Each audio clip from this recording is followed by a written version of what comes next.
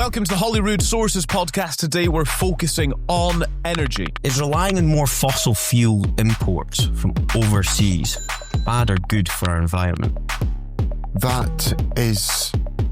We want to avoid that. Who would you trust actually to get rid of that EPL quicker? Is it a Conservative government? Who brought it in? Who brought it in? Scottish Labour are in an almost unique position to come up with a solution to that, working with the UK Labour government, understanding the situation in Scotland, working with the UK Labour government. There's arguably nobody in a better position, but you've got to be Mr. Scotland in that and not Mr. Labour. I think Jeff's point about a managed transition is fundamental here. 8 billion investment into Rosebank. Do you support that? Of Rosebank, yeah. I've not made that decision. Do you support it? You're welcome it? You're talking about a reserved policy. You're asking a minister in a devolved government about reserved policy. Do you welcome the investment? I didn't have any part in that decision. First of all, you need to have a clarity of your vision. I'm genuinely urging you to raise this with Keir Starmer and Ed Miliband. It's about zonal pricing. And then secondly, you have to then invest in the skills transfers and developments that are needed. They're calling on the PM to end the North Sea windfall tax before it costs more jobs. You guys have the USP on your doorstep. It is worth massive value to you economic. Why are we having to rely on President-elect Trump to champion the North Sea oil and gas industry and not the Scottish National Party? I don't think that's a real characterisation of the state of play, Jeff. What they should do is open up the whole North Coastal oil.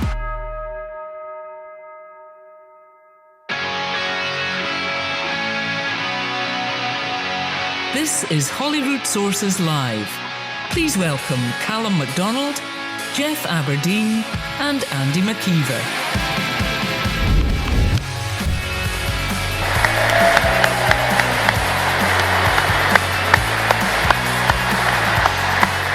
Faster. Gosh, thank you so much. Thank you. What spontaneous applause to come out onto the stage too this evening here in Aberdeen. Welcome to Holyrood Sources Live, where we are discussing the future of energy. Thank you so much for listening to the podcast. Thank you for watching on YouTube, if that's where you are. And thank you to the wonderful 500 people who have joined us in the music hall.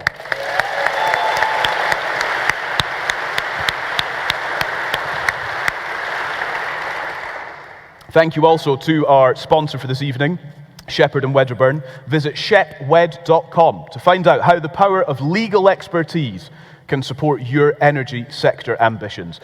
Of course, we are gathering here at a crucial time for the energy industry, for consumers, and indeed for Scotland, to hear from politicians who can influence the future of energy. I'm Calum Macdonald. Hello. Let me introduce you, though, to the wind and turbine of Scottish political analysis. Yeah, the oil and gas of insider knowledge and pragmatic ideas. First of all, the former Chief of Staff to the First Minister, Alex Salmond, Jeff Aberdeen.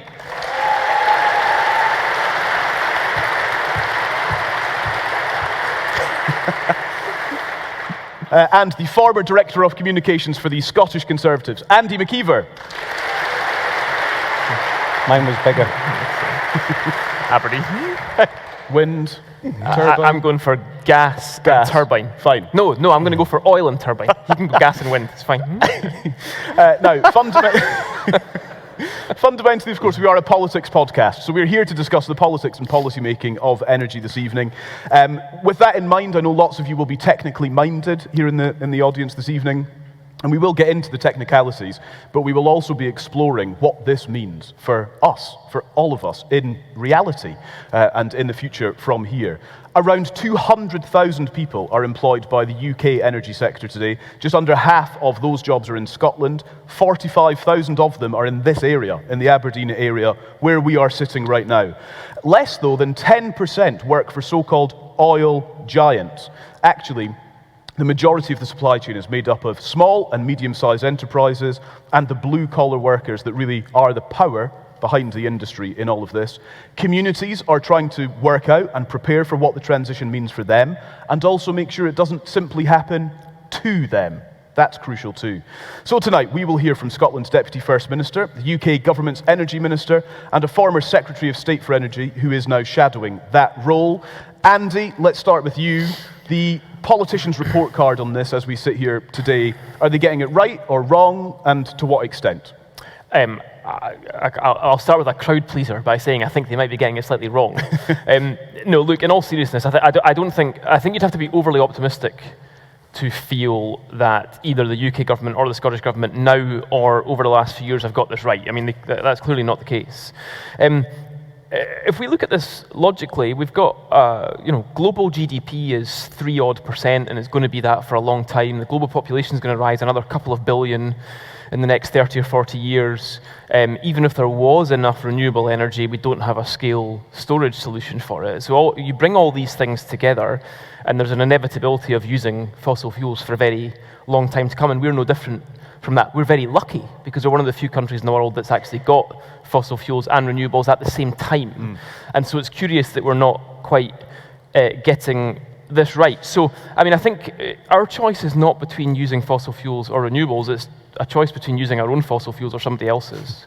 Do you want the Norwegian Sovereign Wealth Fund to keep ticking over by buying the stuff that's literally just along the seabed, or do we want to start using more of our own and exploiting that? And I think the difficulty I have with politicians is that every party, and I hope we hear differently tonight, it appears to me that every party is presenting this as a choice between one or the other. And it's clearly not. Yeah. And to mention Norway, they don't see it as a choice. I mean, that's not the case. It's not a choice between one or the other. It's got to be both, and it's got to be maximising both. And unfortunately, headline chasing to me in either direction appears to be taking precedence over what is a pretty obvious pragmatism here. Yeah. Jeff, there's a huge opportunity. Energy, as listeners, all of you will know, is a favourite subject of ours, understandably and rightly. But there's huge opportunity here. Massive opportunity, and I'm going to look to Adam, our producer here. Oh, he's got a slide. I've got a slide. He's got a slide. I'm going to do my weather map. This is where Jeff does his weatherman thing. Provided to us by Energy Transition Zone Limited, fabulous not-for-profit organisation company in the city. Because to drill down on what Andy has just said there is a massive future opportunity for us, and we're here to discuss the future of energy. But particularly for the north and northeast of Scotland. Many of you will be familiar with this map, many of you won't be, so I'm going to go through it very briefly again and finish on some politics, which is why we're here in the first place. Up here shows an unparalleled pipeline of projects that most countries would give their eye teeth for, and we should be very proud that they're on our doorstep. First of all, we'll deal with carbon capture. The two dark blue splodges there, very encouraging. UK government have given £200 million development support for that project. It's not the billions of pounds that have been given to the two English projects, but it's been keeping the thing alive, and it's in play. That's really, really important. There's some great hydrogen projects there. I'm going to give a notable mention to Stateric and Tor Hydrogen, UK's first green hydrogen project. Got its consent now, lots of promise there. But I want to focus on offshore wind, and Intog and ScotWind in particular, and that is next to the green splodges and the purple splodges up there. 32 projects that are on our doorstep just now. Only a handful, I think 3 have got consent just now. To drill down a little bit more, number 5, I know it's a little bit blurry, but it's a small splurge just to the diagonal from Peterhead up to the right there. That's Green Volt, one of the first that got consent. They've committed to £800 million of Scottish supply chain spend. £800 million. That's something worth fighting for. They've chosen to headquarter in this great city of Aberdeen, something that I would recommend that all developers in the room choose to do. But fundamentally, that is the project pipeline on our doorstep. But not just that. Not just that, we have the people, the company base, and we have the infrastructure ready to support the delivery of these projects. We have the largest cluster of supply chain companies, Calum's already mentioned it, within 10 miles of where we're standing tonight. Subsea engineering capability par excellence, if I said that right in French. No. We've also got port infrastructure.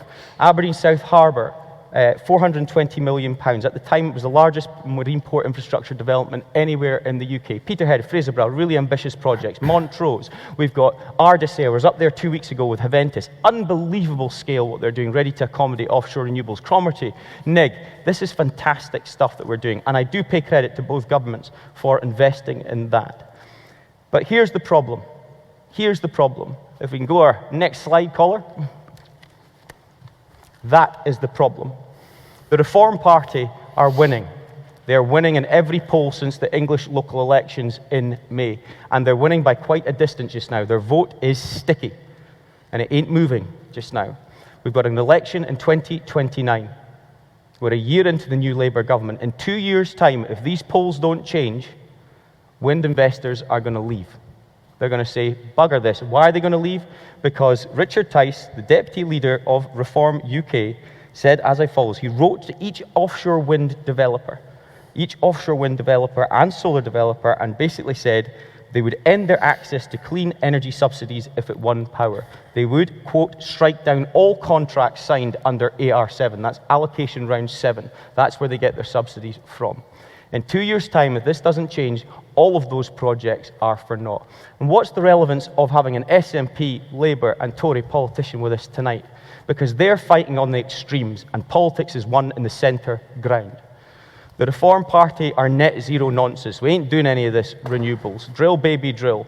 We'll learn a little bit in short order what Claire Coutinho was saying about the Conservative position. They're playing a bit of a hokey-cokey, in my opinion, because they're desperate. That shows they're desperate. The SNP have got a presumption against oil and gas, even though they have no responsibility for oil and gas licensing. It's virtue signalling, it's very worse. And the Labour Party have chosen not to support oil and gas, future oil and gas exploration, and have got punitive 78% windfall tax. They're on the extremes. The centre ground is open. I've been in politics 20 years. That is where politics is won.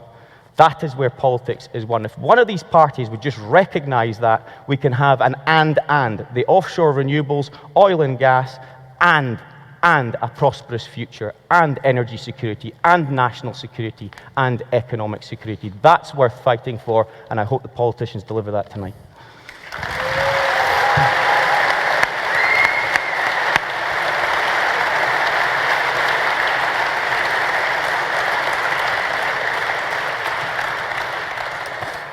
Jeff Aberdeen. Right, let's welcome, to add more context to our conversation, before we get to the politicians, we want to say hello to Professor Paul Deleu, who is the director of Robert Gordon University's Energy Transition Institute.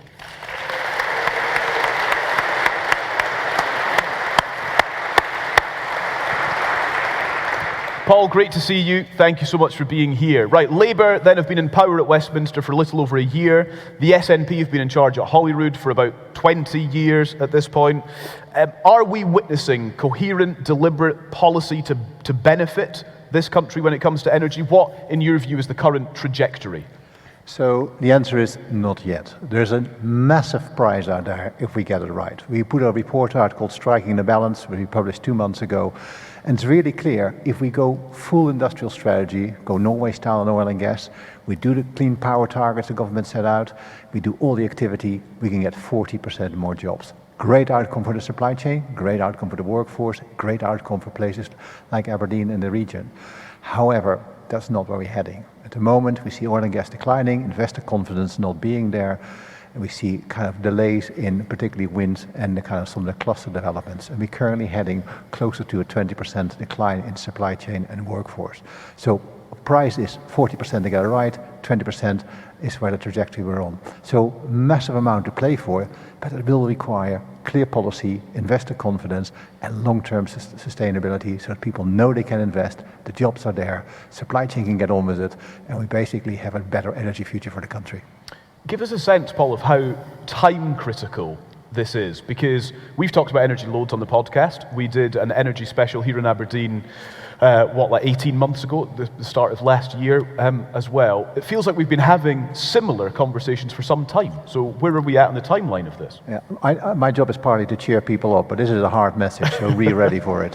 The reality is we already are struggling. 2025 has been a really tough year for investors. A lot of companies already kind of reducing staff. We need to get 2026 as an investment year right. If we don't do that, we'll see particularly the operator and developer community pulling the handbrake on new investment.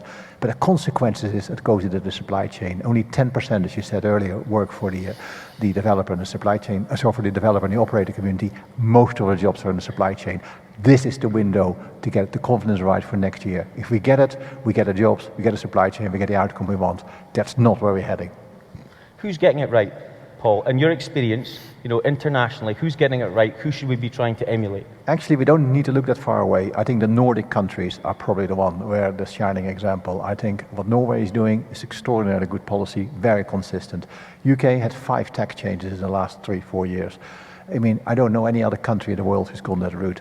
Norway's been very consistent. Norway attracts activity. Norway is also leading on renewables. It's a truly additionality conversation. And the other place is Denmark, who's done a fantastic job of actually driving it. Economy not a similar size in terms of population to Scotland. There are examples on the doorstep where you actually can learn and actually take some of these really great practices and actually implement them fairly quickly. I think you mentioned additionality there. I think this is where, and we'll ask Claire Coutinho in particular in a second, but I was speaking to a few people earlier today about the Tory policy launch. My understanding of the Tory policy, and we can clarify that, is that it actually is an additionality policy. But back to what you were saying about on your slide with the polling, what the Tories have done and the way they've briefed it is they've made an additionality policy sound like a substitution policy because they're chasing reform votes. So they've actually potentially stumbled upon a pretty good policy and deliberately made it sound stupid. Right? In order to appeal politically to the votes they think they're losing to reform. I mean, could you get a better example of where the problem is than that? Even when somebody gets the right policy, they deliberately make it sound stupid so they can appeal to votes they think they're losing. And you make a great point, but think about it from an investor perspective. They want certainty for decades. They don't invest on political cycles. They want clarity. Is this investment going to work? Wind farm last 25 plus years. New hydrogen, new carbon capture facilities, the same time frame. They need stable investment regime. They don't want the kind of yo-yo policy from various governments. So the stability message, kind of going cross-party, is going to be critical. Other countries can do it. There's absolutely no reason why the UK as a G7 country can't lead on this. Could I ask what a mark of success would be, Paul? If we're saying that they're not getting it right, we're identifying the problems and where they're not getting it right, what would be a visible, real demonstration where we could say, hang on, this is now working, this has clicked? Let me give you a few very practical examples. Think about a world where we could keep the jobs roughly the same. It won't be the same job, but roughly the same. We can keep the supply chain size the same or bigger, and we can get the same roughly economic value. So basically, as an economy, we're growing, we're adding new energy to it. It's about additionality, and we still have a world-class supply chain, world-class workforce, and we can lead the world and export from here. That's a fantastic outcome. That's a just, fair, and managed and coordinated transition. A win-win for everyone. So, win-win. We've got 3 politicians from different parties coming up, all with the ability to influence our policy making. What would be your one overarching ask so that it is a win-win of them? I quite like to sit in a room, not the 3 of them, but others as well, have one policy for the country, agree. This is not an area you should compete on. This is not an area for politics. This is too important. If energy security and national security go hand in hand, let's just use this as a conversation with other countries do for the long term, for the greater good of the country. Don't make it a political issue.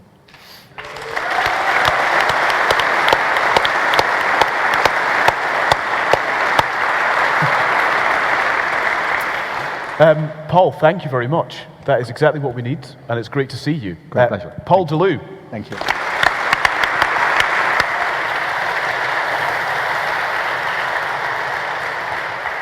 Already then, it feels like, doesn't it, that we are hearing that we've got the ingredients to make this a success. Everything is kind of ready, primed. There are perhaps some good, positive indicators, but there's a lot still to get right. So, with that in mind, let's welcome to the podcast the decision formers, the policy makers, the politicians. Now, let me introduce all 3 of them, and then you can welcome them all to the stage as one. You are going to hear tonight from Kate Forbes, the Deputy First Minister of Scotland and Cabinet Secretary for the Economy and Gaelic. You'll hear also from Michael Shanks, Energy Minister and Labour MP for Rutherglen, and Claire Coutinho, Shadow Secretary of State for Energy Security and Net Zero, and Shadow Minister for Equalities and Conservative MP for East Surrey.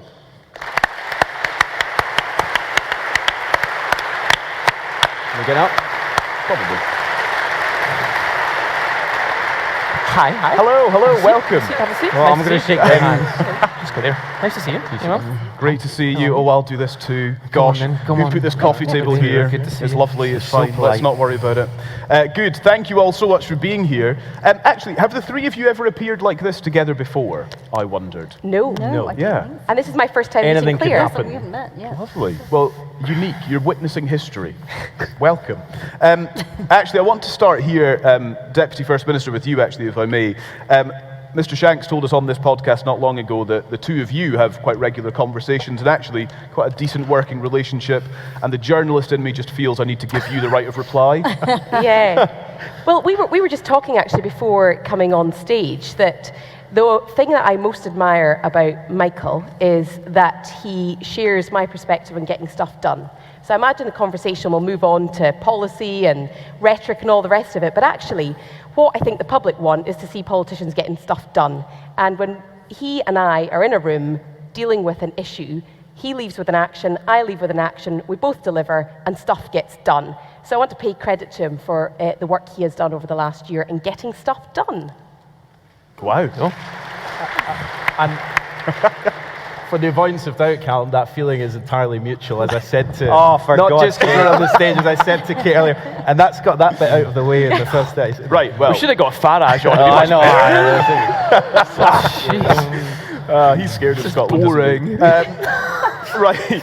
Well, with that in mind, let's crack on, shall we? Already tonight we've heard Jeff, we've heard Andy, we've heard Paul Deleu highlighting that we're not actually getting this right. Michael, that's happening on your watch. Well, look, I think some of the points that were made earlier were points that I made in my speech at Offshore Europe today, which was that whole point around this isn't a binary choice. And we've set out as a government to recognise that there is a transition underway in the North Sea and in our energy system. That's not something that happened in July 2024, and it's just fundamentally dishonest to suggest that it is. We hit peak oil 25 years ago, peak gas 25 years ago. We've been a net importer for 20 years. This isn't a new phenomenon. But what we do need to now do is recognise that's happening and then build what comes next. And that's entirely what we've been about as a government in the year we've been in, is trying to move as fast as possible to say, look, oil and gas is important, and it will continue to be important for many, many years to come.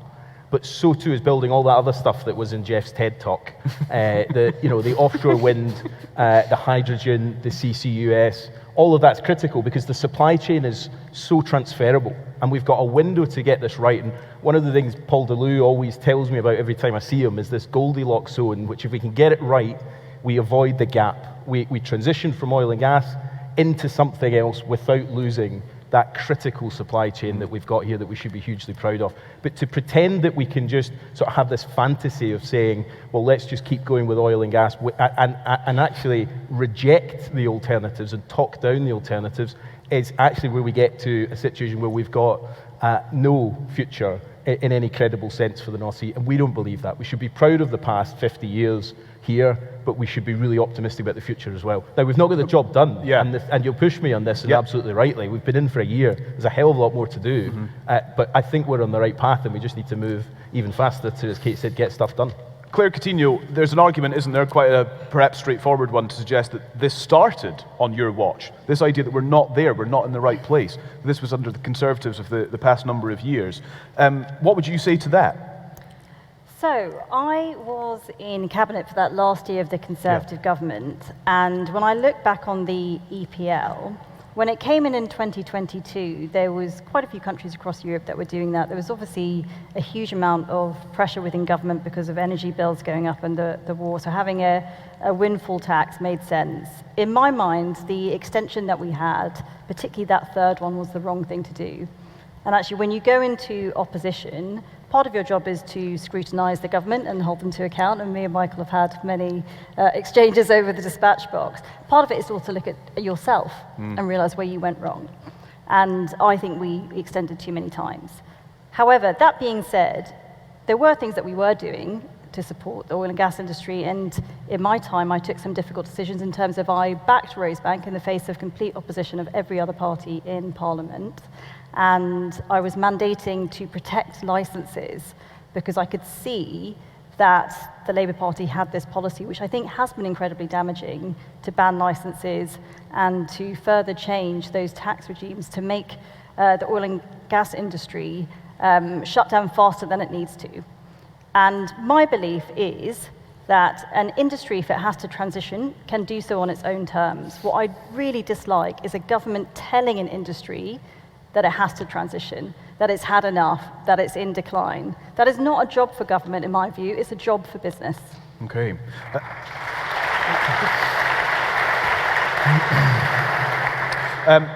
And Kate Forbes, to you on this then, is I suppose that we need to consider the relationship between Scottish and UK governments when it comes to this. Clearly there has been a change of government in the last year or so.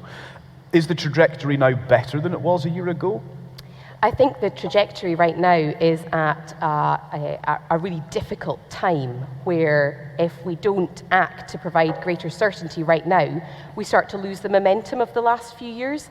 And the word I'll keep coming back to this evening is the need to provide certainty, regulatory and fiscal certainty to both industries that you've talked about already tonight.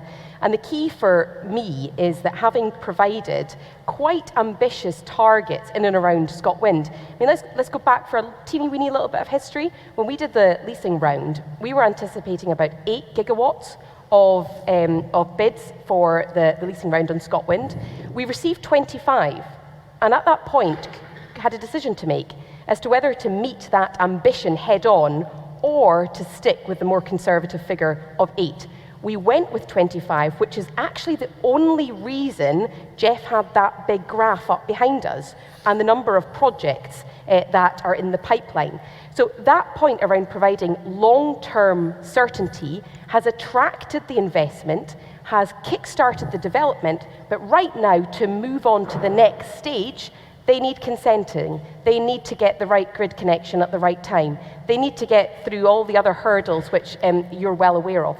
We have control over some of that. So we have control over consenting. We don't have control over over AR7. We don't have control over grid. And that's where I go back to, yes, it makes for a boring podcast when politicians work together, but actually it makes for a much better economy when they work together, because Michael has control over a lot more than I have control over. But if the bit I have control over isn't moving at the pace it needs to, then the whole thing is slower. So this is the point around providing certainty. And when you ask about the trajectory, I think we're at a key moment in time where there has been momentum, and we need to carry that momentum through the rest of 2025. Okay, we'll interrogate lots of this as the evening goes on. You've also been submitting your questions, and we want to build this evening around some of these key points. We've deployed Ryan into the audience to match up with you. We're going to take our first question from Steve Gray. Steve, where are you? Oh, he's right in the middle of a row, Ryan. Good luck to you. Good job you picked the skinny guy to do this. Let's all watch this then. Steve, you go and meet Ryan. Your seat will be there when you get back. Go on, go that way. There we are. Brilliant. Good. Hi, Steve. Go for it. Hi, thank you. I'm Steve Gray, managing partner with Ventex Studio. We have a portfolio of companies in the energy transition. According to the UK government's own projections, the country will require around 15 billion barrels of oil and gas equivalent up to the net zero target date of 2050. Because of the ban on new licensing and a tax regime which imposes a 78% tax on domestic production versus 0% tax on imports, the current trajectory is that the country will produce around 1/4 of that consumption from its own resources. The other 3/4 will be imported from places such as Qatar, the United States, Saudi Arabia, and indirectly from Russia, paying taxes to the governments of those countries to fund their public services,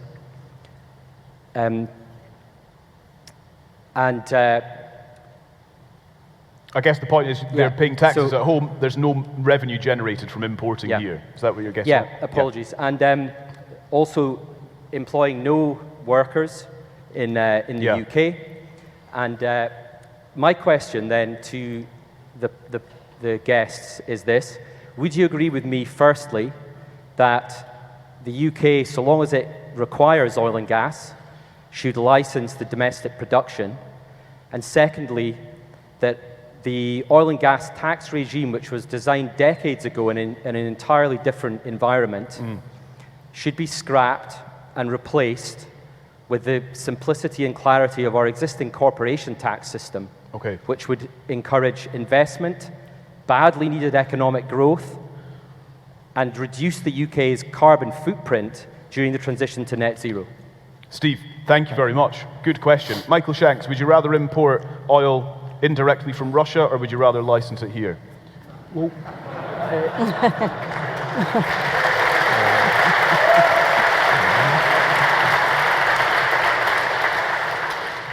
I think it's really easy to think of it in those terms, but it doesn't bear out to actual reality, because we've been a net importer for 20 years. Sorry,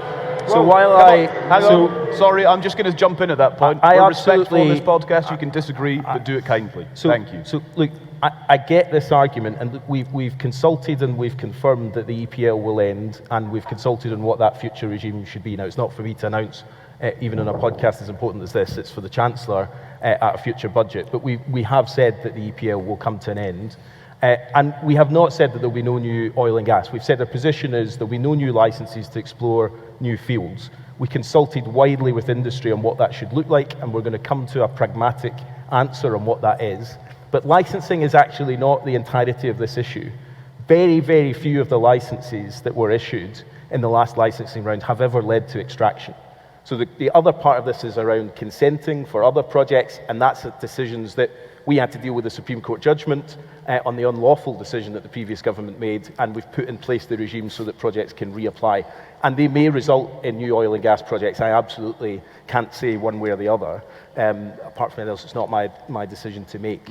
But even if we were to remove both of those barriers, as you put it, Steve, we still wouldn't have 100% coming from our domestic shore, because we've been in decline for that length of time, and there isn't sufficient reserves left to fill that. And so the question then is, I've always said we need to continue the oil and gas industry for as long as we can, but we also need to build up what comes next and reduce our dependence on oil and gas, which is why the move to net zero is so important.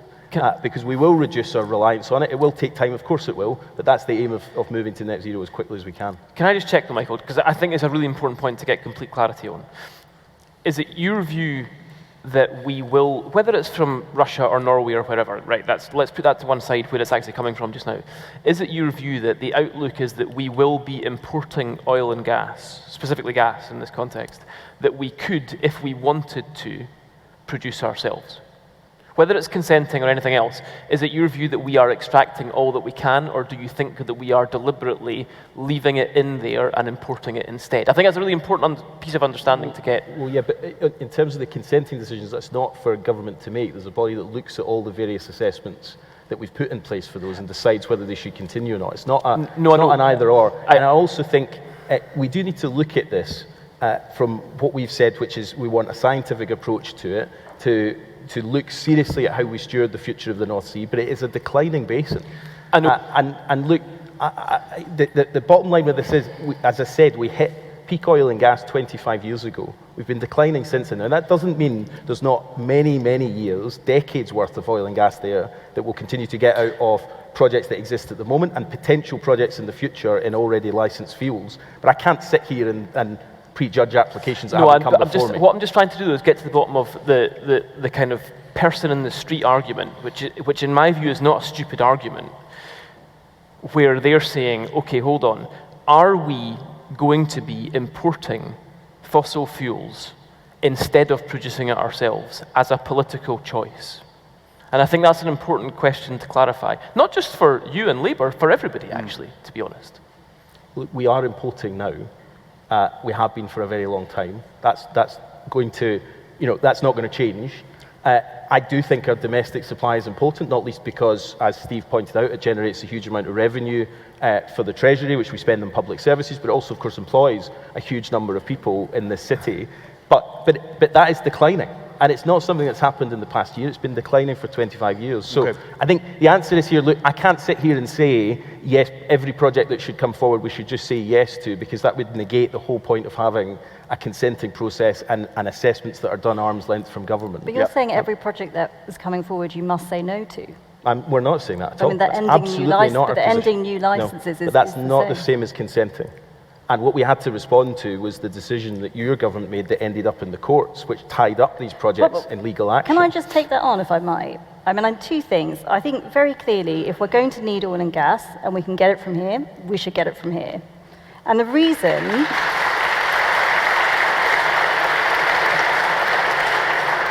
And the reason that you put forward a ban on new oil and gas licenses is for climate policy reasons. That's why. And if you look at what's happened at the beginning of the year, because we have lower production, not only have we had lower growth, not only are we losing tax revenue, not only are we losing jobs, all things which are really important because we know we're going to have a smash and grab budget coming up, but we're importing more LNG, which has up to 4 times the emissions of North Sea gas. So even in climate terms, it is mad. And if I could could I just come back to your Rosebank point? To be clear on the importing point, if you're suggesting that only increased because a Labour government was elected last year, why did it increase every single year your government was in power? So you can talk about increases which happen because we don't have as much production because of external events, but what's clearly happening at the moment is production is declining because people are investing less, because Labour have said we do not want new oil and gas licenses. We somehow think oil and gas is part of the climate problem. And the thing that I don't like is irrationality in politics. And replacing North Sea gas, which has lower emissions, with imports from Qatar, where you're freezing the gas, shipping it over, reheating it with vastly more emissions, it's just mad. And I think most people on the street can see that that is mad. And I think that's the problem that people have, I think, with that position. But if I could just come back to this Rosebank point, because it is something which really gets my goat. It went through the Supreme Court. They decided it was unlawful. We're lawmakers. We can choose to change the law. So this idea that we just have to stand by and follow the courts, we are the people. If we think that is not the right thing to do, that is in our control.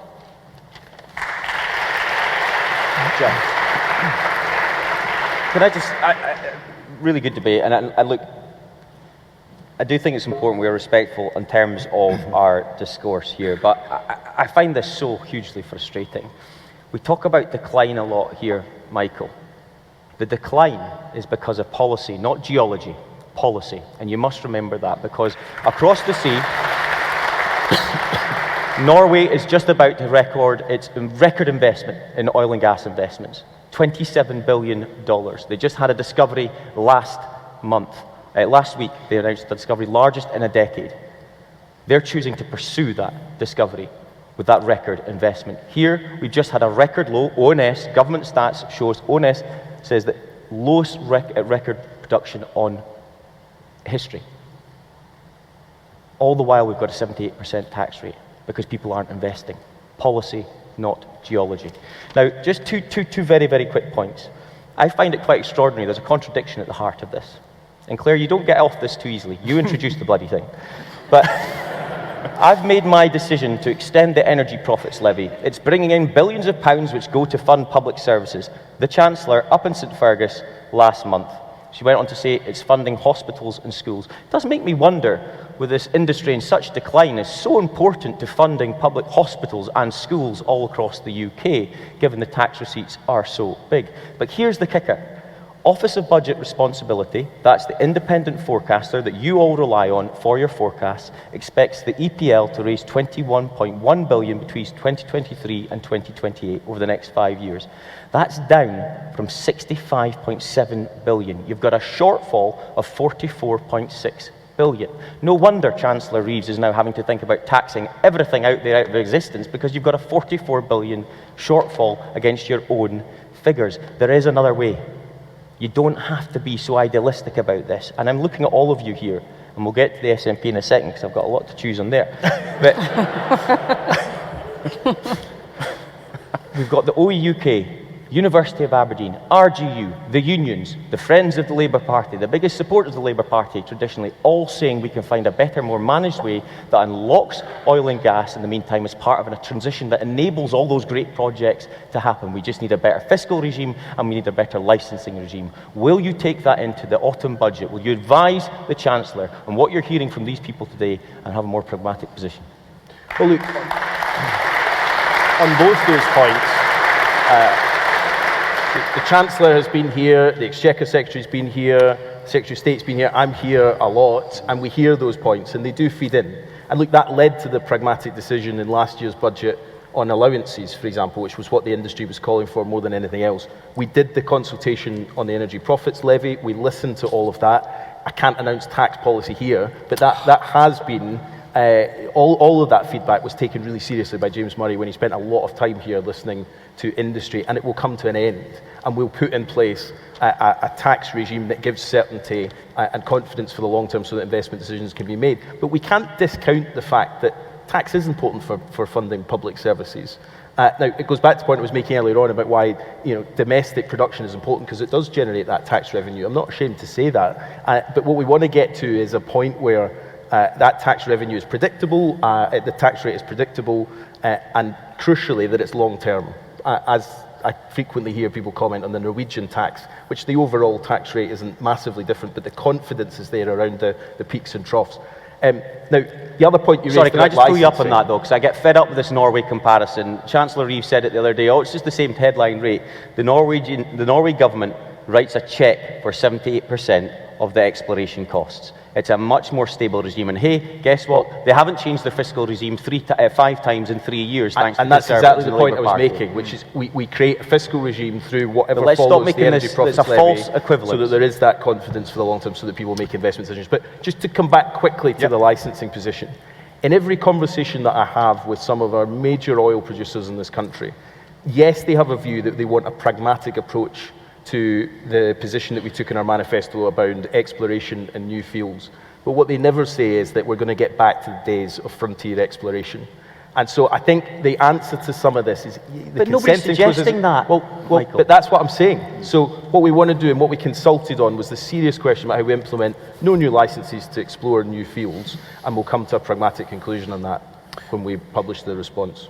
Kate Forbes, the SNP still has a presumption against new oil and gas developments as a government. So are you aligned with the Labour Party on licensing? So our position is that, and you'll let me explain it in a little bit more detail, our position is that we need to have a regulatory approach, a stable regulatory approach to looking at all applications. Now, part of the reason why the infamous applications ended up in the courts was because there was a lack of clear approach to climate regulation and climate analysis, which is actually what we were calling for a number of years ago. The debates around oil and gas are so entrenched. If you take a step back and look at it as you would any other industry, let's be clear about a few things. Far better to produce than to import. It is a more unstable world than it has ever been before in terms of energy insecurity. And thirdly, you can only make investments if you have the certainty around the approach to regulation and certainty around the approach to the taxation regime. Now, talking to industry, as I have all day today, for example, and understanding why they are not making investment decisions, it is far more complex than just looking at licensing. It is largely about the EPL. And actually, there is something that everybody on here appears to agree on, which is that the EPL needs to be replaced. The Labour Party has agreed to replace it. My big problem is that waiting till 2030, you've lost all the opportunity by then if you don't make the decisions now. In fact, you've made far too many... Every industry is only as strong as its people. You lose the people, you lose the industry. Retain the people, and you've got a future for the industry.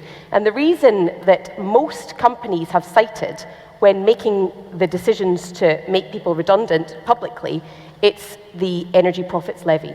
So introduce, the Chancellor, I think, could do something in the autumn, even if it's just a transition to something else.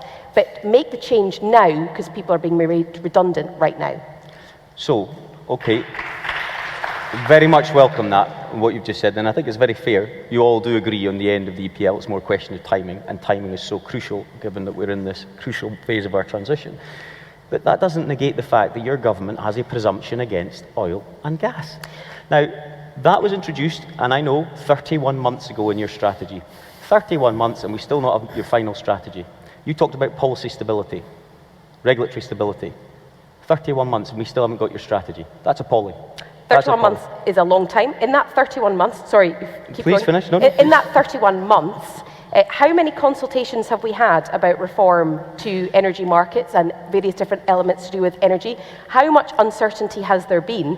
Very difficult. I get the impression not many people liked the draft energy strategy, and I think Jeff amongst them. In other words, we promised to come forward with the final energy strategy. In that period of time, we have had multiple consultations this year alone. We have had huge challenges in the sector itself. We are still committed to an energy strategy, but it has to be introduced at a point where there's an element of stability around policy. And just as recently as a couple of months ago, we had big questions being raised, consultations just closed on things like licensing and the EPL. So will, therefore, what you've just said, and everything I wholeheartedly agree with, will the presumption against oil and gas not feature in the end energy strategy? Well, I'm not going to tell you what's in it, but what I can say is listen very carefully to what I say right now. We believe in a just transition. You can't be losing jobs before you create them. The whole point of a transition is that you create jobs before they start to transition. That's point number one. Point number two is around energy insecurity. And I've made very clear that we believe that at a time of increased energy security, that should be part of the analysis that we do on every application. Right, quick follow-up, and then I'll let Andy in. I cannot believe that a National Party of Scotland that I used to work for would ever consider having a presumption against its most profitable and economically valuable industry. So let's look at the facts. A presumption against economic growth is effectively what you're saying. Between 5 and 10 billion in GERS, that's the economic revenue expenditure every year that you need for your accounts. If the economics of an independent Scotland were challenging in 2014, without oil and gas revenues, they're a hell of a lot worse, incidentally. It's not just a presumption against oil and gas economic growth, it's a presumption against political acumen. You don't even have any responsibility for licensing. Why the hell is it in your strategy? Why are you asking me questions about it then? And it's also a presumption against the environment, as you know, because all we're doing is relying ever more on imports. 65 billion last year alone in fossil fuels. It is nonsensical. So I put it to you that it's fundamentally a presumption against common sense. I think that deserved a round of applause. The other stat that you missed out there is that as the former finance secretary, whilst we don't see any of the benefit of oil revenues, what you always see in the income tax figures is the fluctuations in oil and gas, because Scotland is particularly exposed to two sectors when it comes to income tax, and it's oil and gas and financial services. So it does have a big knock-on impact in terms of the fluctuations in income tax itself. But at the moment, we strongly need to see economic growth and prosperity. We need to see jobs being created. We've covered already the fact that, and I know it's personal to a lot of you here today, that there are too many jobs being lost in oil and gas as we speak, jobs that will be needed for the industries of the future. I do not believe that it's a binary choice. I do not believe it's a choice between the growth in renewables or clean energy or whatever you want to call it and what's happening in oil and gas, not least because most of the supply chain is already making that pivot itself. So the position that we've set out and will be clear in the energy strategy when it's published is an approach on a case-by-case basis that takes into account those points around climate change and around energy insecurity, but gives the certainty so that things don't end up in courts, which ultimately erodes that certainty. Two things I'll say. We keep hearing the phrase, it's not a binary choice, which I think is interesting. Second of all, and I won't ask a follow-up to this, do you know what's in the energy strategy? I am the Deputy First Minister, so I would hope to be able to say yes to that question. So is it, Jeff, is it like sitting on a shelf somewhere? I said I wouldn't ask a follow-up. No follow-up. I'll tell you what I find odd. I talked about addition rather than substitution. So did Jeff, so did Paul when he came on. We've talked about Norway a lot, right? So let's pretend we're sitting in Oslo. Let's pretend we're sitting in I'm central belt bias there. Let's pretend we're sitting in Stavanger, right? If we introduced a podcast like that, where we all talked about the same thing, and then you had 3 mainstream politicians coming on the stage, I think they'd be tripping over each other to say that they believed both in extracting everything they possibly could from their basin and in moving to net zero as fast as they possibly could. I think that's the first thing they would all say. We haven't heard that from anybody. I don't think we have. I mean, does anybody want to say it? Well, I mean, we have said we want to extract everything we can. We think what about the net zero bit? So in terms of net zero, I think I said in the job, and I'll say now, for me, it's all about cost. I don't want to impose costs on people. We've been through a really difficult time, and I believe in rationality. So everything that I look at is it going to be a good investment for the country? Is it going to make the economy stronger? Is it not going to impose huge costs on people? And that's our position when it comes to North Sea oil and gas. If you don't get the money from this industry, that tax revenue, where's it going to come from? Ordinary people. And that's why it doesn't make any sense. You did commit net zero to law, though, didn't you, the Conservatives? We did, yes, that was us. So that's gone That was now. us. I think what's the difference between your position as we find it today for the Conservatives? What's the difference between that position and Nigel Farage's position? So for me, I think that Reform and Nigel, as far as I can see, come at it from a very ideological position. I think Richard Tice says stuff like net stupid zero. I don't think that's particularly serious, if I'm honest. I come at it from a very pragmatic position. I want to make sure, first and foremost, that we have cheap energy. And I'll be very unashamed about that. If energy looks like it's going to be really expensive, that's a problem for the country. My second thing, well, I guess joint first, keep the lights on, keep the energy cheap. And then also you want strong economy, investment opportunities. You want to make sure that clean tech, for example, can thrive. I'm not sure that a very, very bureaucratic approach led by government alone is the best way of doing that. And actually one of the things that I saw in the role is there are lots of bizarre decisions that are happening which I think are contrary to the interests of business. And actually you can look at the ban on oil and gas licenses as one of those things. That's a bizarre decision, not only because, as I said before, you're going to import more dirtier fuel, but it's also bizarre because, I think as everybody in this room will know, we have integrated energy companies. So actually, if your oil and gas side is not profitable, you're not going to get that investment in clean tech, you're going to get less. And so my worry with having a very bureaucratic system is that you make the wrong decisions if there's too much power in government. I think there's got to be a much more business innovation and market focus. Can I just jump in a tiny little bit? So I just Googled Kemi Badenoch net zero. So Daily Telegraph 3 days ago, Kemi Badenoch, no more net zero. Independent 2 days ago, Kemi Badenoch pledges to abandon net zero. So you've articulated your actual policy, which my understanding is it is actually a policy of additionality. But the smoke signals being sent out by Kemi and the media team is very specifically designed to imply that you are against net zero, and we know why you're implying that, because your chief opponent is and you're chasing him. Well, so firstly, I started talking about net zero and needing a reset when I was in government, when the election was just a twinkle in Nigel Farage's eye. He wasn't even back on the scene yet. So this is a continuation for me. And if you look at what Kemi was talking about, let me explain. She talked about the net zero mandate on the NSTA. And that was specifically driven by a particular thing, which is electrification of rigs. It was one of my bugbears in the department, because what we're saying is you have to do a very costly thing. You have to electrify your rigs. But what we're not doing is giving those rigs priority grid access. Now that to me is nonsensical. You're basically saying you have to do electrification, but also we won't give you access to the grid. And I just think things like that are nuts. So my view is that you should make rational decisions and you should make pragmatic energy policy and you should support the industry. Okay. Right, we've got loads to get through on the podcast this evening, and we're so grateful that these three are with us to answer questions and to take thoughts from you. Ryan, your time to shine has come. Our next question submitted by Sarah. Sarah, where are you this evening? Oh, she's right down the front. Look, you'll be able to reach extremely easily. How good is that? Sarah, would you... there you are, he's reached you. Fantastic, look at that, silky smooth. Thank you. Hi everyone, my name is Sarah Moore. I'm the Chief Exec of Peterson Energy Logistics. We are a proud member of the supply chain.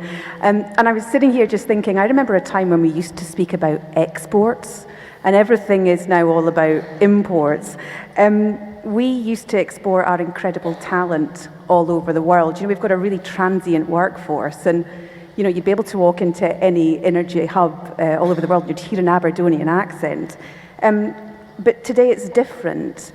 And unless we move beyond the rhetoric and even beyond that point of just the EPL and licensing, to really understand the nuance and the connectedness of our all-energy supply chain, then those people are going to go abroad and they're not going to come back. So what levers are our governments going to pull to make sure that that's not going to happen? And how are you going to genuinely back this world-class supply chain that you're talking about to make sure it remains here in the UK and powers the growth that we all want? Kate Forbes. Great. So this is, I think, the most important question of the evening, no offence to all the other ones, but it is all about how you retain and then build on the talent and the skills, which quite obviously the North East has in abundance at the moment.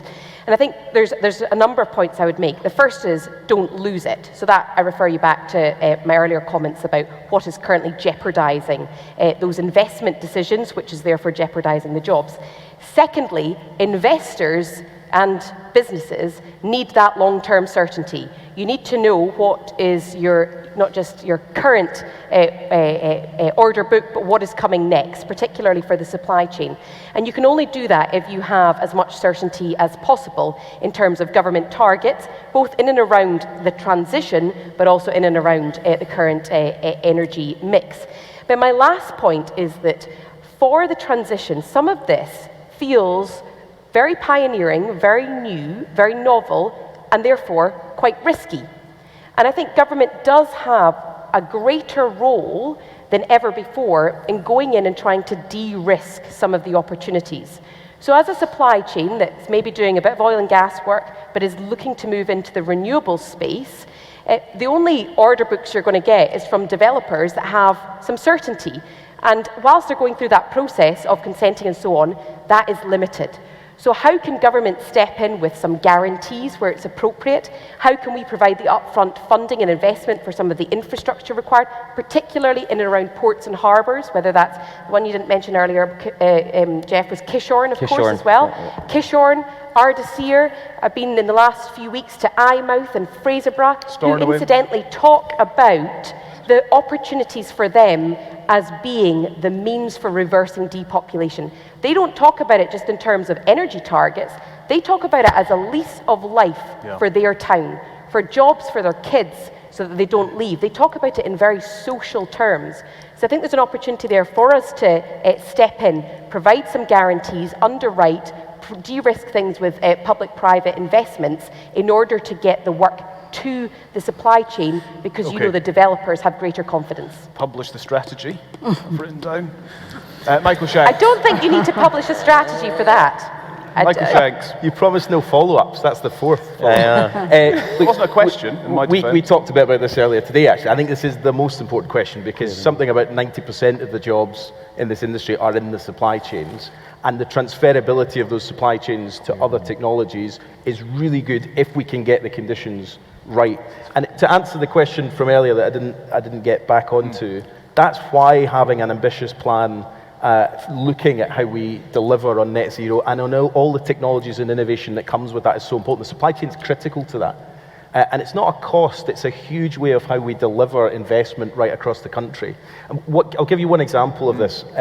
The clean industry bonus that we came into government with a plan to do as part of the Contracts for Difference round was all about saying that if we can do much more of the supply chain work on these offshore projects, not only do we create jobs and investment in this country, but we also help give that certainty to the supply chain that there is going to be an order book coming in the future. It's why the ambition and the scale of our plan for clean power is so important, because we want companies to say, look, there is 10, 15, 20 years of a pipeline of projects here, so it's worth investing in the quayside at NIG, or it's worth investing in the factory that's building cables, because there's going to be an order book there. Now, we've done a lot of that if we think of things like transmission infrastructure, where we've been saying, look, we know what we need to build in the next 10, 15 years, let's pull together that order book and give you absolute certainty. That's the approach we need to take with the rest of it. Now, none of this is easy, but I think that the ambition on saying, look, here's our plan for the future, and this is what we'll need to do it. It's partly how we get there.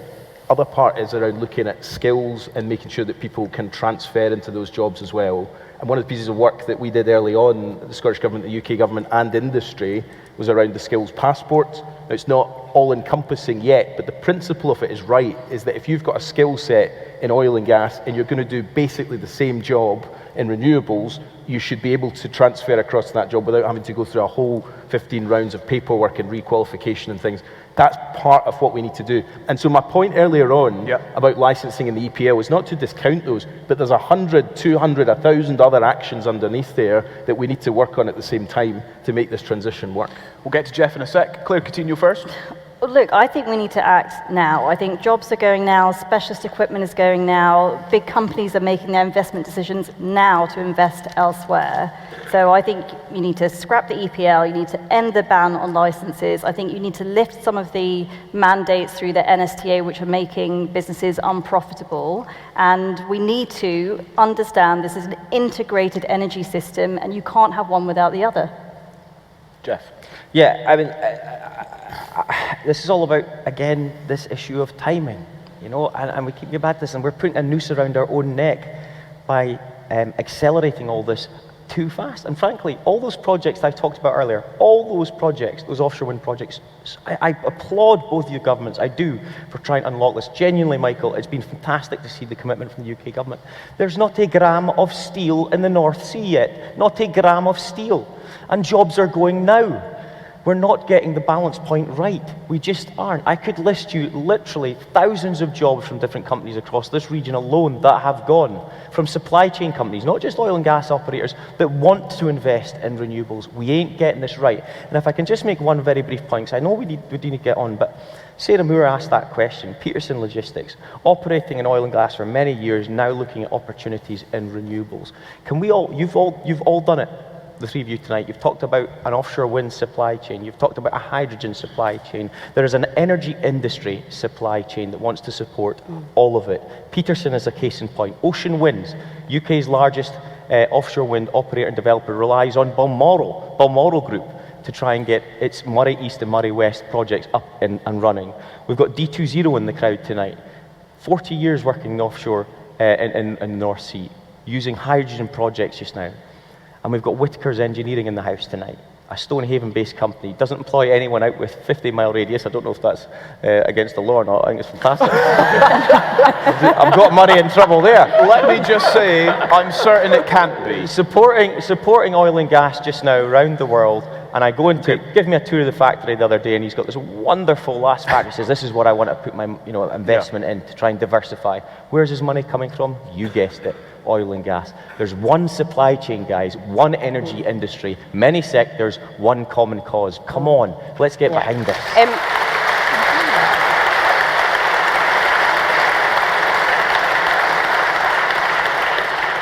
So, I completely agree with Jeff on this being a question of timing. In my opening comments, I talked about 2025 being a really challenging time where there is a chasm that we need to bridge.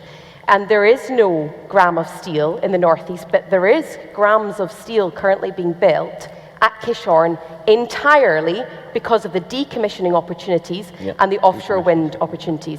There are multiple grams of steel being assembled right now at Ardersier because of the opportunities.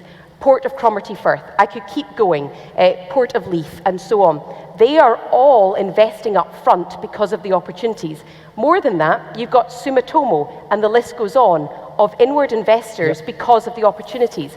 So it's on all of us to actually deliver the scale of the opportunity that they are investing in right now. And that is the bridge that we need to build, I think, over this gap right now, which creates a just transition and not just a transition. And look, I think the point about momentum is really key here. The only reason we're seeing all those investments, I was at Cromarty Firth and Nig and Ardersier recently, it's extraordinary, but the only reason they're thinking about all those things is because they've got projects in mind that are moving forward quickly, and they've got behind it the investment that they can be certain is coming. But that only works if we keep that supply chain going. They're not going to build a quayside if it's for one offshore wind project.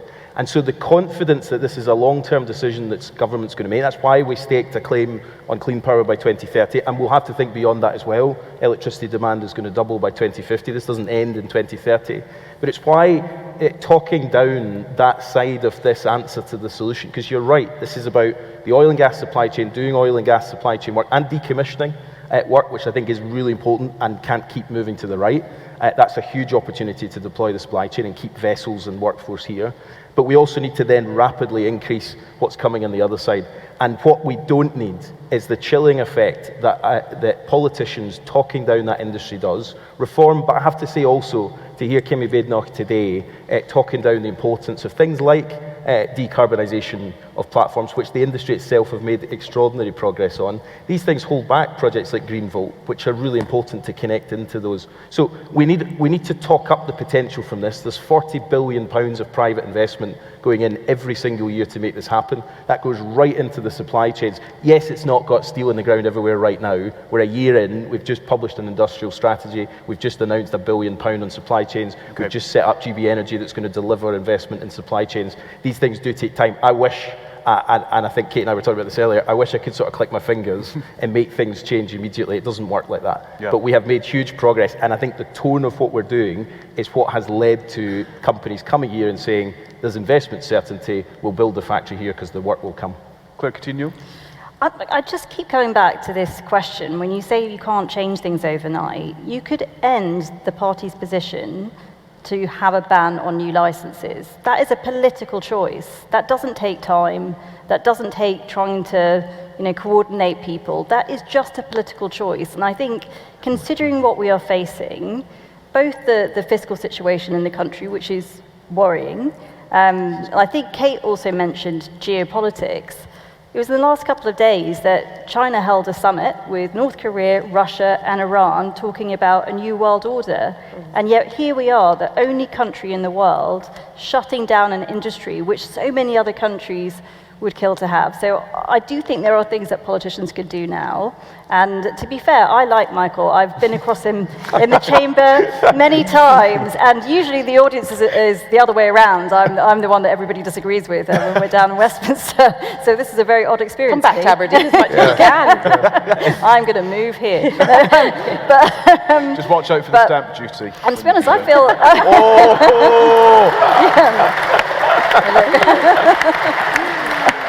And to be honest, I'm used to being the weird person in the room because I'm the Tory, so this is very familiar.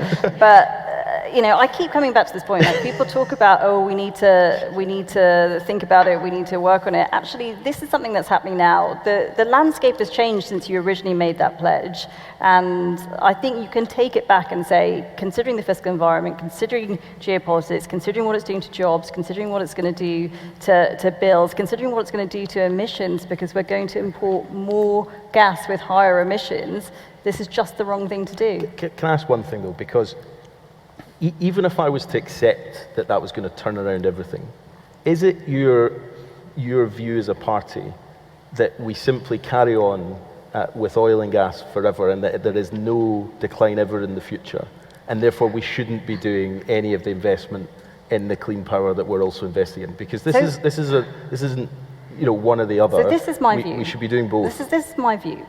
When Netflix replaced Blockbusters, government didn't come in and shut down Blockbusters and say, we saw Netflix on the horizon, so we're shutting you down now.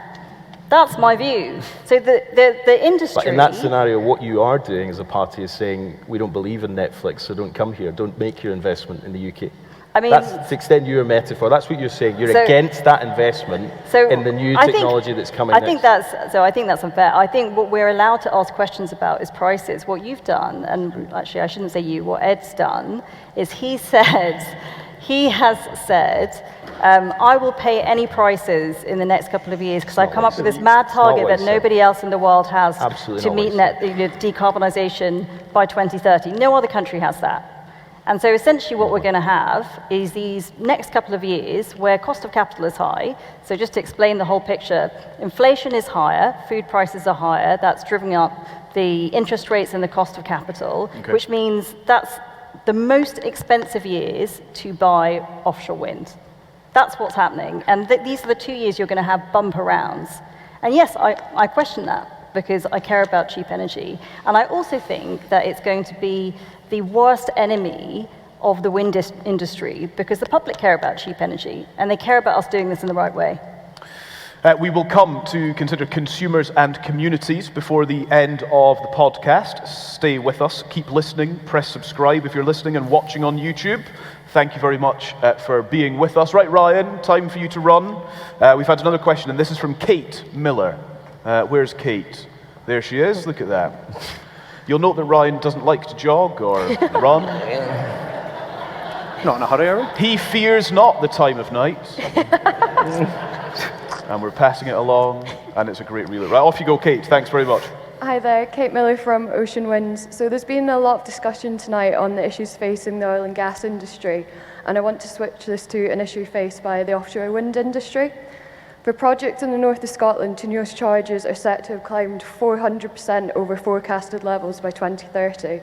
It is a fundamental barrier to offshore wind in Scotland, costing projects tens of millions of pounds annually and damaging investor confidence.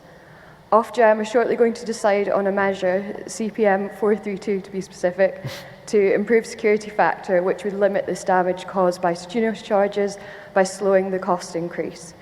Even with this measure, though, tariffs will still escalate, eroding value from existing assets. It's vitally important for existing Scottish wind projects to deliver competitiveness in future CFD bids and the prospects for financial decisions in the Scottish sector. So to everyone on the panel, will you commit to engaging with Ofgem, and to Kate and Claire engaging with DESNZ and help ensure this measure is enacted? Michael Shanks.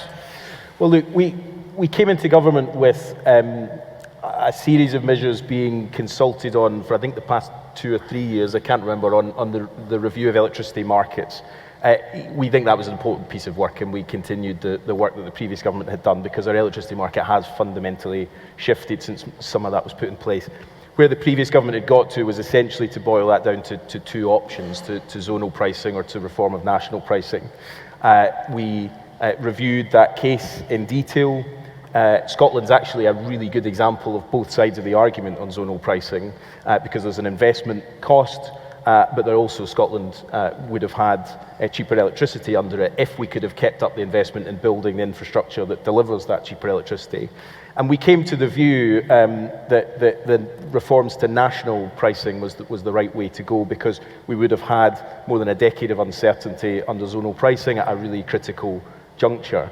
Now, obviously, the next stage of that is then to look at transmission charging, which we know there are a number of issues for, and of course transmission charging is also largely a system that was designed for a different kind of power system to what we have now, so we will do that. I think the thing to say about it is, this goes hand in hand with the work we're doing around strategic energy planning. The spatial energy plan is around how do we really plan in advance, something I think we should have been doing decades ago actually, so that we have a really coherent map of where things are built in the country and so that we reduce things like constraint payments. But none of this is straightforward because of course if the whole kind of point of transmission charging is to look at how we site things in the place that the system actually needs. Mm-hmm. And the problem at the moment is obviously we're paying huge constraint payments because we're trying to bring cheap wind south to where the customer base is. Now, part of that is fixing the grid issues. We didn't invest in the grid sufficiently, and we're moving forward at pace to build more grid and to reform the connections process, but part of it's also transmission charging. So it's a live conversation. I think I said to Jeff last time, I know for a fact the minute we decide on zonal, he's going to come right back at me on the podcast about TNUoS charging, but it's right, because obviously it is the next big thing that we need to fix. Okay. We know the effect that it has on projects, but we can't jump in with a sort of immediate response. We'll do a serious bit of work and some consultation with industry, of course, to work out what the future of that should look like. Claire Coutinho?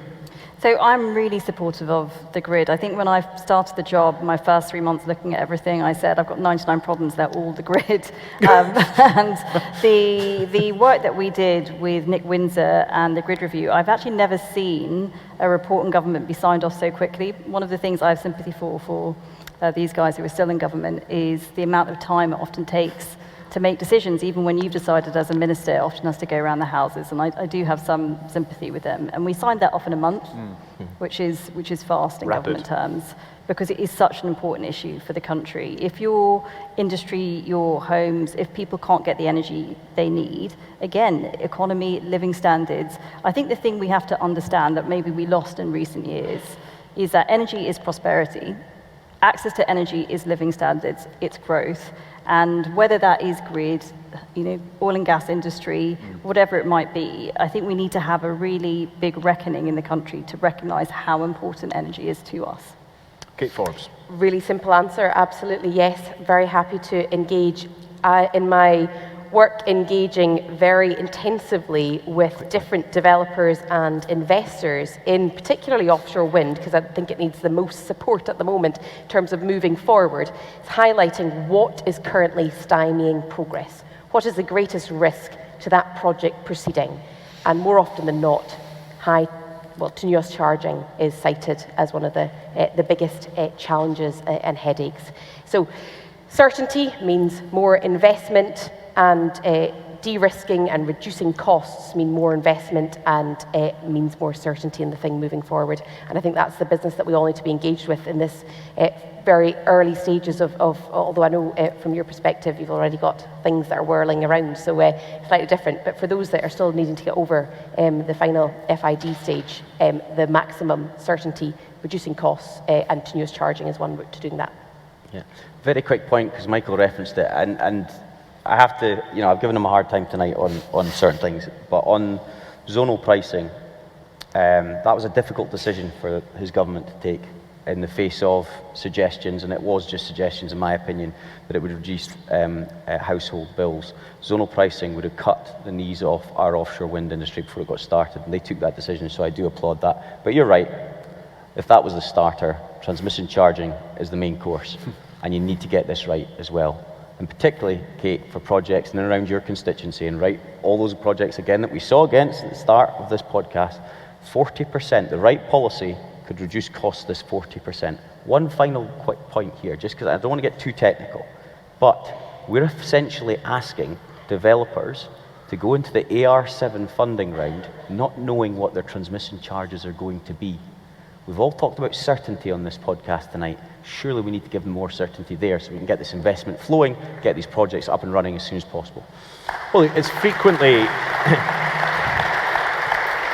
I think whenever I talk to developers, the actual level that it's at is one thing, but actually it's the wild fluctuations over years that's been the issue. That has been the same in every auction round to now, so we're not inserting a new risk. It doesn't negate it, but we're not inserting a new risk. Zonal would have been a new risk, and that's why we said we would get it out before AR7 opened, and we did get it out before AR7. But you're right, we need to now look at what is a really complex issue. But I also think, I mentioned strategic spatial energy planning because it's fantastic, but also there is then a balancing around how much do you use the market to decide where things are sited, and how much do you have an approach that says strategically we're going to design the system. There'll be arguments on both sides of that, and getting that balance right is part of the work we'll be taking forward in the next year. Okay, thank you. Right, we've got a couple of questions in this next section, which we've called Consumers and Communities. We're considering the future of energy, which clearly is vital for consumers and communities. So let's take our next question. This is coming from Donna Hutchinson, who Ryan will, at his own leisurely pace, he's found her already.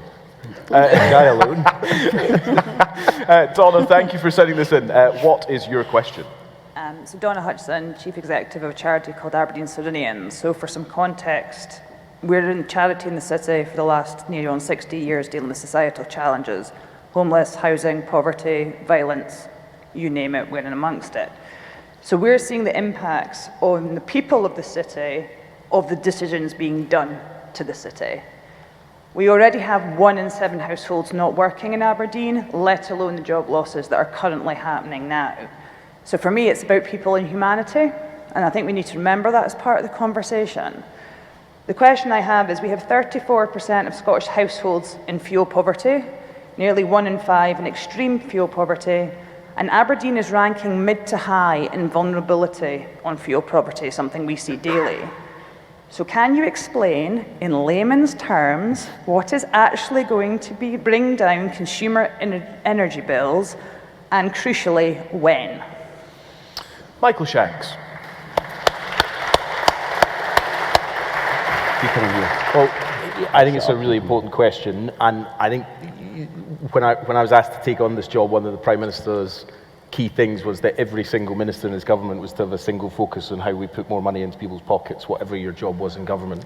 Now, we've come into government with a series of things that we've had to deal with, and so part of what the Clean Power by 2030 strategy is about is around bringing down bills and protecting bills in the long term. It doesn't happen overnight, and again, I wish that we could bring it down overnight. But we're also doing a lot of work. My colleague Miata Fambula, who's the Minister for Consumers, has a real focus on working with Ofgem to squeeze out as many costs as possible so that the bill you actually pay has as little of the policy costs on it as are absolutely necessary to deliver things. But there is a bit of, we invest in the network because it brings down on constraint payments. And so part of that is investment also brings down bills, but there's a cost in the short term. We massively expanded the Warm Homes discount, which is £150 off bills, which now reaches more than 500,000 people across Scotland. That was to make sure that those most vulnerable got that money in their pockets, and that will open in October for payment before the winter.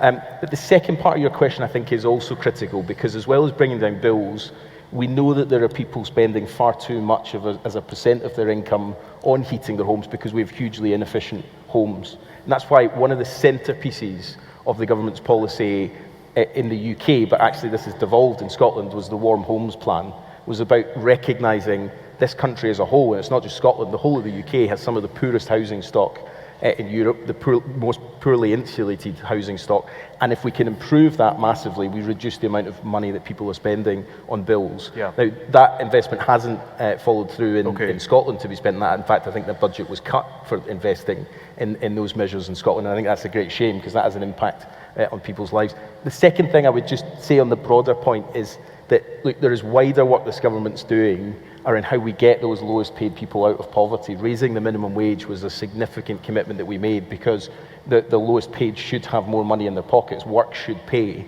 and for too many people, it doesn't.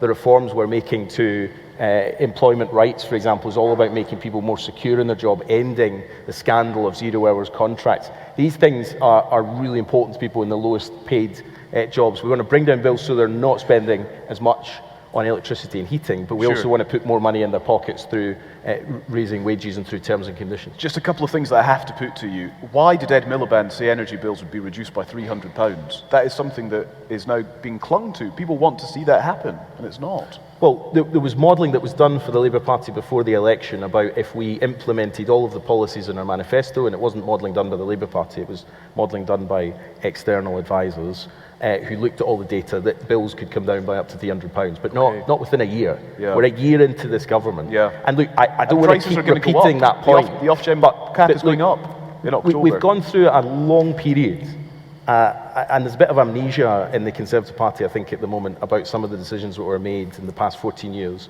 But we've gone through a long period of these sticking plaster decisions that got us from one Prime Minister to another, but didn't fix some of the fundamentals. And we've inherited a whole series. We talked about some of them tonight. The grid is a good example, which I think Claire recognised was an issue as well, that hasn't had the investment it needs. These things do take time. We can't build whole new network systems within a year, but we're doing those things because it's the right thing to do in the long term to bring cheaper power to households and to bring down bills. Your manifesto pledge, you must have known this. The grid's needed upgraded for 60 years. And now you've put a manifesto pledge in that by 2030, our bills are going to come down by £300. Not a man in the street believes that's possible for so many different reasons. Yes, grid, yes, the complexities around our energy system. I'm making a purely political point here. Ed Miliband has screwed himself because everyone's going to go around, whatever people may think about him, and I actually applaud his passion for offshore wind. I just wish you'd understand the pragmatic positions we need to take. But everyone's going to throw that at him, particularly reform, up into the next election, because our bills are not going to come down by £300. Do you accept that? By 2030, so you think that £300 bills are going to come off by 2030? Yes, but I think I do. And look, I think we do need to remember here that a government is just elected to deliver their manifesto in a year. And look, I get everybody's hungry for change and wants things to be delivered immediately. We live in a world where everyone expects things to happen right now. And we could take some short-term decisions, sure, that tide us over and get us some headlines in the Sunday Telegraph. But is that a long-term policy? Well, no, it's not. Okay. And some of the real change the country needs that to be honest, we've been crying out for too long, does take time to implement. So I'm not ashamed to say things in our manifesto will take time, but they're the right things to do. But I'm agreeing with you, things take time. So why then make an arbitrary, unachievable target in the short term? You say unachievable. We'll see in 2030. Okay, fair. We will see. Claire, let's book you in. Back here. Just briefly, Claire. Your energy bill is what you put into the energy system and then the extra policy costs. That's how it works. And what you're putting into the energy system is more expensive because you're saying offshore wind is the answer. But when you made that pledge, the cost of electricity was about, I think, £72 a megawatt hour. Last year, you bought offshore wind at £82 a megawatt hour. This year, the maximum you're going to pay is £117. Even if it comes in below, that's higher. So what you're putting in is not cheaper. And if you look at the policy costs, what happened in the last energy price cap when it went up, it was because you talked about the warm homes discount. I think it's good that you're supporting people who are low income, but you chose to fund that from everybody else's energy bills. So actually everybody else's energy bills is going up. So I can't see any decision that you've made so far which would lead to cheaper energy by 2030. So at the moment, the only way you're going to get there is if gas prices fall. Well, and the problem is that under your plan, we remain exposed to those gas prices. And gas is still setting the price of our electricity bill, I think 60% of the time, even though actually we're using a tiny amount to finish what we need in the grid. We've got cheap power on the grid at the moment. We're not getting to where it needs to be sold. So that's why network's important. I don't think you should have an energy system which only has one thing on it. I talk about lots of different types of energy. We wouldn't suggest But what you're doing is basically signing up to a 10% mortgage because you don't want to have a 4% variable that moves around. That doesn't make it cheaper. That is the issue. You're paying a huge premium on where the electricity price currently is, and you're telling people that will bring prices down, and it's just not true.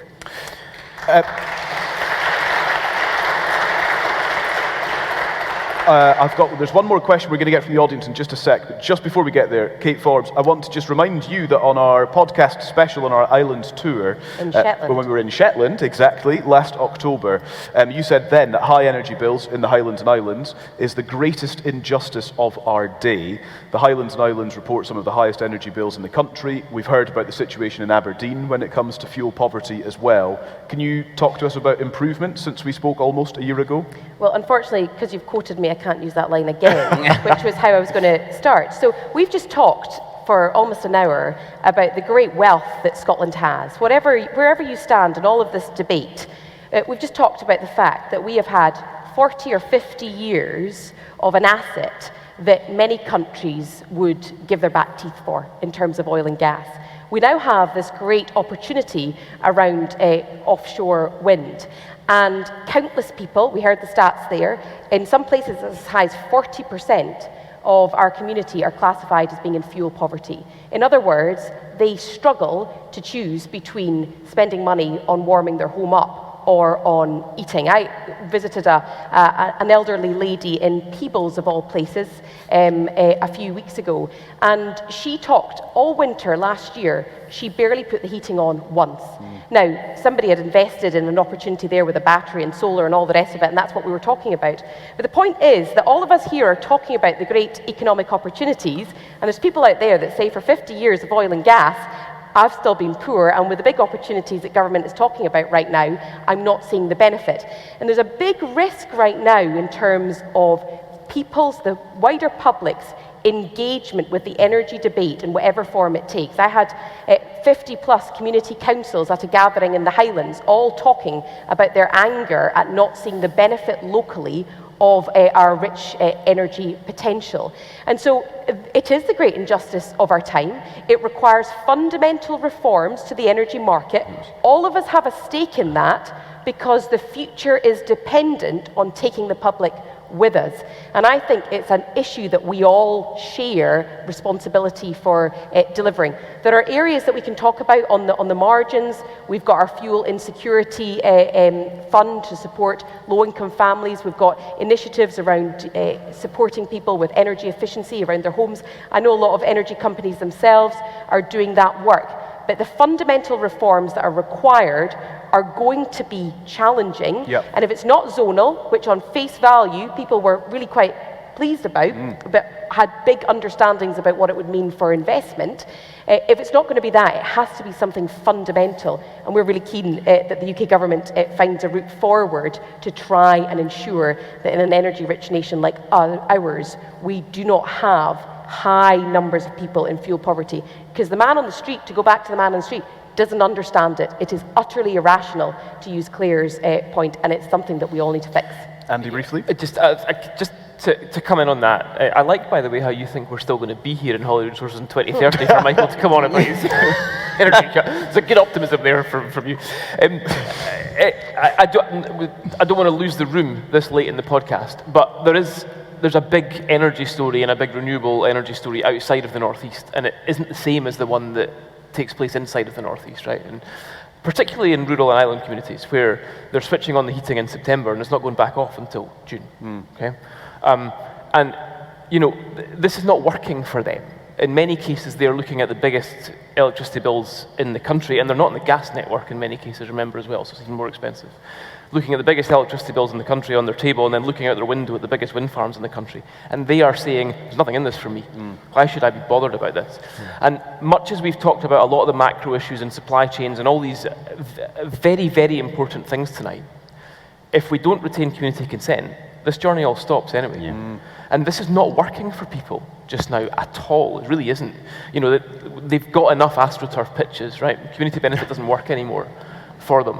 And as much as we have to do all the things we've talked about tonight, we also have to put in place a regime that recognises that the ordinary person has to benefit from this, because if they don't benefit, then what's actually the point? Well, on that note, let's get our final question of the evening from Murdo McRitchie, who sent this one in, who is over there, and he's on the end of a row, Ryan. You'll be pleased to hear. It's fine, we'll wait. A wee jog. The thing is... Talk amongst yourselves. Well, the thing is, you see, that Jeff's buying the pints after we're done. And so it'd be nice... I don't think Ryan's coming back after this. I know, poor Ryan. He signed up for it, in fairness. Murdo, thank you very much. Good to see you. What is your question?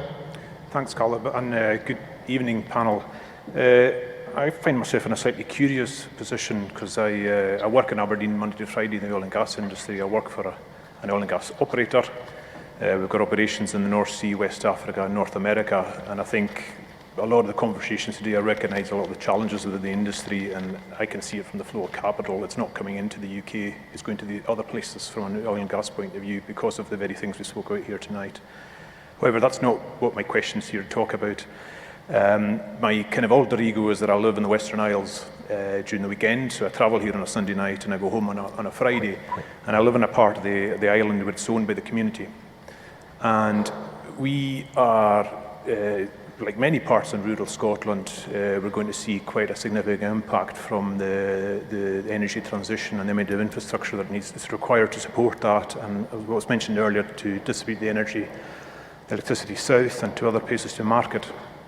So I think when we see that kind of impact, probably the rural communities in the north of Scotland are probably going to see a fair wallop from that. Here in Aberdeenshire as well, we hear about programmes in Rothy Norman and also in the Mearns, and we're also seeing it on the west coast of Lewis as well.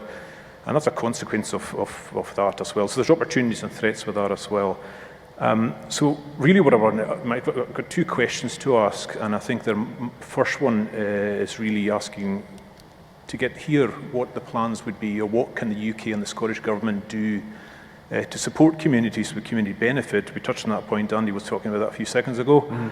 What can we do there by way of supporting them with real material community benefit, and also from the point of view of even does that go to part ownership of some of these things like we've seen in the Danish models, which the Professor mentioned earlier on. Yep. My second question, I promise this is the end of it here, it's more to do with community land groups. There has been great success in Lewis and patches here of communities building their own renewable projects, and I think there's potential for a lot more. The success of that has been really excellent so far, but there's loads of potential there, and there's some real challenge that we're seeing if we want to kick on from here, and one of them is access to the grid. And we'd like to hear something here from the UK government, Scottish government, what can be done to support communities like that to kick on and support us for getting access, because we're ready to go. Cool, thank you, Murdo. Right, we've got two questions, we've got three politicians, and we don't have heaps of time. Make of that what you will. Right, so the first part of the question is what the UK and Scottish governments can do to secure this adequate community benefit and potentially part ownership for impacted communities when it comes to wind farms. And the second part is about access to the grid, so that community access can be guaranteed and so that development funding can be improved. Michael Shanks, go on. I'm glad we got to this, because so often community benefits and impact and community ownership is the thing that we want to get to, but we run out of time with all the rest. And I think it's critical, partly for how we deliver these projects, but also how we make sure there's that community consent. And if communities are hosting infrastructure, they should genuinely benefit from it. And Kate and I were actually talking about this today around community benefits. There are actually, it's not just the AstroTurfs and Scout Hall roofs. There are some really good things being delivered by developers through community benefits, but there are also some schemes that are just nowhere near adequate. And you mentioned Lewis. The MP for the Western Isles, Torquil Crichton, often tells me there's a wind farm on Lewis that's generating £1 million profit and has done for the past 9 years. That is a tiny wind farm in comparison to some of the vast wind farms we have that generate much less than that in community benefits. So there's something about ownership at the heart of this that we want to see much more of. We want to support communities to take a stake in wind farms, but GB Energy also has as one of its key remits how we increase the capacity of communities through funding, but also the skills and confidence to go out and do it so that they can own much more of these projects directly. But on community benefits, we're consulting on whether those should be mandatory, because we think there is a really important thing around how we improve not just the scale of them, but making sure that they actually deliver real outcomes, and outcomes that communities are able to drive, not just things being done to you, but you actually being in the driving seat. And if I can say just one last thing, because it came up a bit earlier, the ability of communities to benefit directly from that electricity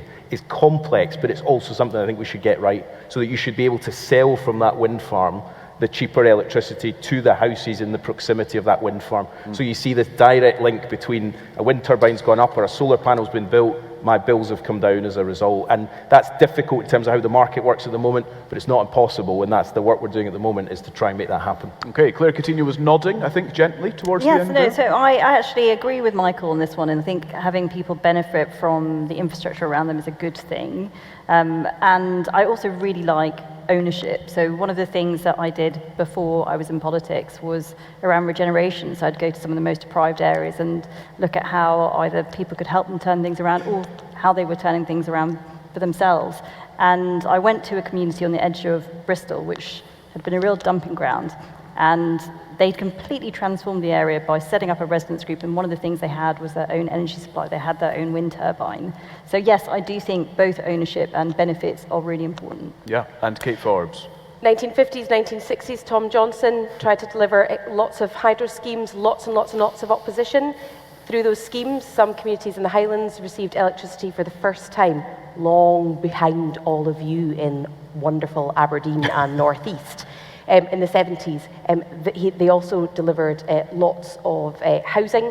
The issues that come up in my mailbag all the time from the islands and the Highlands is the issues in and around housing, the issues in and around high fuel bills. And I think what communities ultimately want to see is some legacy on their doorstep. They want to see energy bills fall. They want to see social issues changed. They want to see housing being delivered.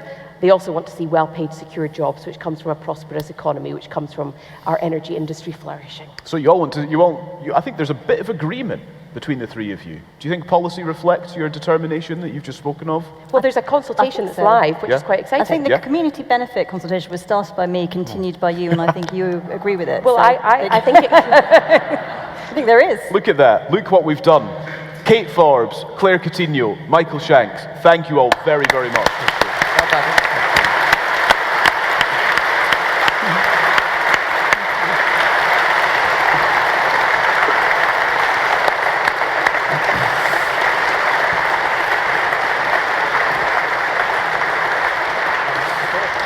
Right, stay right there. Just as they disappear down the stairs, we'll get a couple of reflections from Jeff and Andy on what we have just witnessed, Andy McKeever, over the last sort of hour and 15 minutes or so. First of all, these three politicians sitting alongside each other, having this sort of conversation, concluding with some agreement, disagreement along the way. Post-match analysis, go. Oh, I mean, it's good, and they're all good, and that's why it was a good discussion.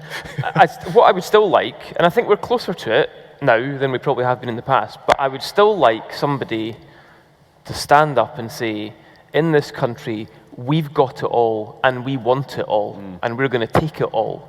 And I still haven't heard that from any of them, I don't think. Yeah, so just that real call to act. Well, that's what I said earlier about the Stavanger podcast. Right? Yeah. It's somebody standing up and saying, we're having all of it. This makes sense economically, environmentally, socially. We're going to have all of it. We're not choosing. And I still don't think, I think they think it, but I still don't think they're ready to say it for various reasons. Yeah. Very quick reflection, all three politicians. Michael Shanks keeps throwing himself into very difficult situations. It's not easy, and he never fails to turn up and never fails to answer questions. Whether we like the answers or not is a different story, but I respect him for that. I've been in government, I know how difficult it is. Claire Coutinho was a class act. I'm really impressed by her. And Kate Forbes, what a miss she's going to be from frontline politics, I think. I'd sum up the discussion as we won the natural lottery in the 1970s, and we're on the cusp of winning it again. We just need to use the winnings from the first win to tide us over until we can get that second victory. Jeff Aberdeen and Andy McKeever.